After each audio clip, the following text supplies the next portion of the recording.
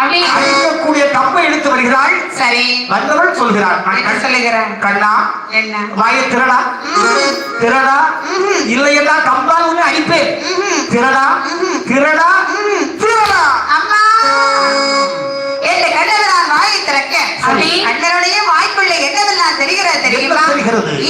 14 புகழங்கள், மர மட்டைகள், பட்டி பறவைகள், ஈரப்பு யானை முதல் 84 கோடி ஜீவஜந்துக்களும் வாயவருடைய வாய்க்குள்ளே தெரிகின்றன. ஆமா, அடிக்க போனாலே யசோதா. ஆமா, அவளும் அவளுக்கு வாக்குள்ள தெரியுதா? ஆமா, கையை வாங்கிட்டு நிற்கிறாள் யசோதை. என்ன நினைக்கிற? நம்முடைய மகன் இல்லை, தெய்வ குழந்தை என்று மயக்கமற்றவனாக கீழே சாய்ந்தார்.